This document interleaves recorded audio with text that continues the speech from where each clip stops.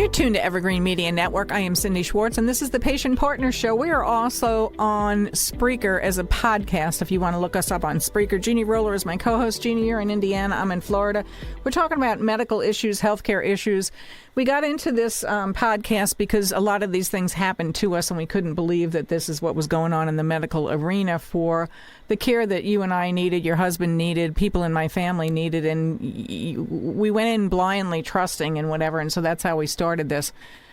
We're not doctors, we're not lawyers, we're certainly not experts in the field, but some of this stuff is common sense. And here's one of the things right here that you and I have talked about several times before, Jeannie, and this is a new article that you found, and we're talking about medical assistants, and we've had several conversations about this, a couple of podcasts, like I said, and what the medical assistants actually are trained for, or if you will, not trained for, because I have talked to many of them, and when I go to my own appointments and stuff, I specifically ask where they went to school and what their schooling is and, blah, blah, blah, blah, blah. And some of them just went for a weekend. Some of them went for a week course.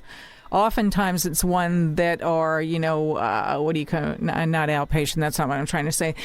Just like a topical kind of a class. And then this article that you bring up, and we've talked about this as well, about the surgery techs, and I know especially here in Florida, talking with different facilities, that the surgery techs are trained on the job. There isn't a specific certification that they're going to get, as far as I know right now, and everything they learn is learned in the facility. So they can hire somebody that's, working at, a coffee house, working at wherever, a dishwasher in a restaurant, and now they're going to be a surgical tech. There is no training for that. The medical assistant, a lot of times it's the same way. So that's kind of what this article brings out. But the person that did write the article is a person that wants to eventually be a doctor, in more prevalent in the medical field. And it is called the gap year in between college and high school or whatever. And this person wanted to apply to be a medical assistant and to get their feet wet, if you will, in the medical arena and see what that was all about, and had no certification, had absolutely no history or classes, anything like that, to be a medical assistant. So go ahead and talk about that, Jeannie, because this is pretty interesting. Yeah. Well, I wanted to clarify one thing. This person had already went to 4 years of college. Okay. And the gap year was between the 4-year program and med school. Okay. All right. So my mistake. Okay. Yeah. Okay. Well, this person explored options because they wanted to work in patient care, and they explored options such as an EMT, a surgical scrub tech, a nurse's aide, medical assistants, and other allied health positions. But they found out that even with a bachelor's degree, they did not qualify for most of those positions except for one, and that would be the medical assistant. Mm-hmm. And the medical assistant, for anyone listening, those are usually the people that will take you back into the room and ask the questions and maybe take your blood pressure, weigh you, maybe do like a 10-lead EKG. So basically what this person is saying, that's I think both Cindy and I find scary, is you don't really need any education to do this. You could just do it. Mm-hmm. And that's kind of scary because it's like Cindy and I were discussing before the show, that many of them aren't trained to use a regular blood pressure cuff, the manual ones, mm-hmm. that they use electronic ones. And Cindy was saying how inaccurate those are, and that once they are in your medical records, that high reading, it is in there forever. Yep, it is. So mm-hmm. It's some very scary stuff. And this was the only job that this person could get because of the qualifications. That there really are none, except you have to be alive, I guess. But she said, this person, it was a girl, a woman, and she said that working as a medical assistant taught me so much about the underbelly of healthcare, what patient care really looks like, the role of healthcare workers as advocates for patients, and other lessons that she could have never have learned. Mm-hmm. Now, the part that I took big umbrage at was that I do not believe that today's medical workers, healthcare workers, really advocate for the patient. They advocate for the system that they work in more so than the patient, because if they advocated for the patient, there would be no patients being left unnecessarily exposed, because that's not for the benefit of the patient. That is for the benefit of them or for the system. Mm-hmm. So I totally disagree that that that they are really truly the patient advocate anymore.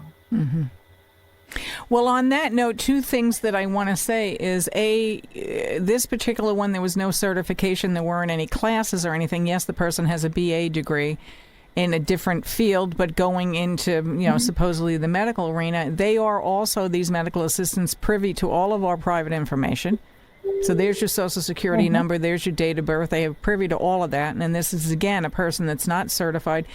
And a nurse that we had on here quite a while ago did say something to me as well, that when you are trained like this on the job or whatever, and it's like, and these are my words, a quick training, if you will, if there isn't a long, scenario of schooling, you don't learn the context of why you're supposed to be doing this.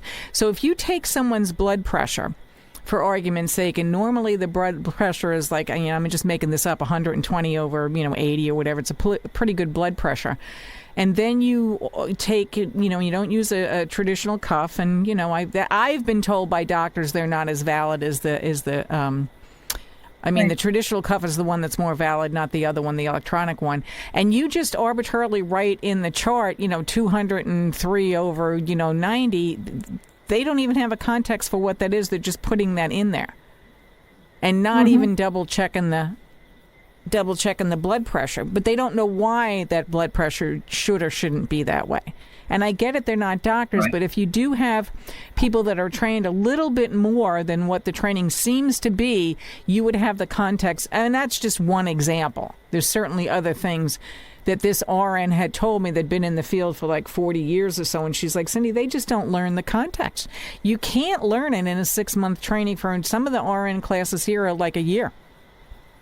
Anymore in Florida, they're a year, where they used to be 3 and 4 years. And I get it, that's a high specialty, but also, what is that saying towards what the actual health care is that you're giving to the patient and passing it along? Right.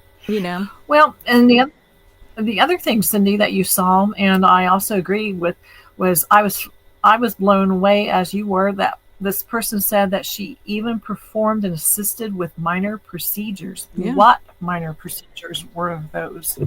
Right. And this is, again, with no training, except maybe what you learned when you were there for, how long does a gap year last? It says a gap year, but what is it, 6-7 months or something like that usually? I don't think it's a whole year kind of thing. I'm not sure. Yeah, I'm not sure either. But even still, what kind of procedures are you privy to work on? I just don't get it. I just really don't get it. If you're not medically trained, then why are you doing any type of procedure? That didn't used to happen.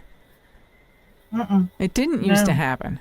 Call me old or whatever, but that didn't used to happen. It's just kind of blowing my mind, some of this stuff, because then when you ask them a question or whatever, again, yes, they can maybe cite that, whatever the procedure is at that facility or that office or whatever, but they don't know what the context of any of this stuff is. Yeah, to me that would be practicing without a license.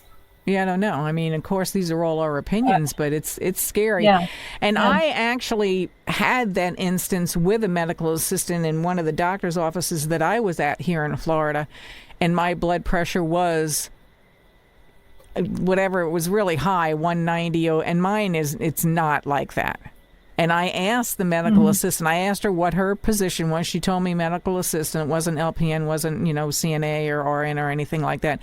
And she said, I have no idea how to use one of those regular blood pressure cuffs. So I'll have to get somebody else. And I'm like, and yet you were going to write down the blood pressure for 190 over, 90 or whatever because the thing malfunctioned.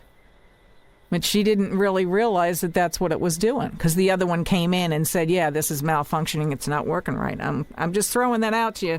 And so a lot of this stuff is because it's happened to us. On that note, stay tuned to Evergreen Media Network.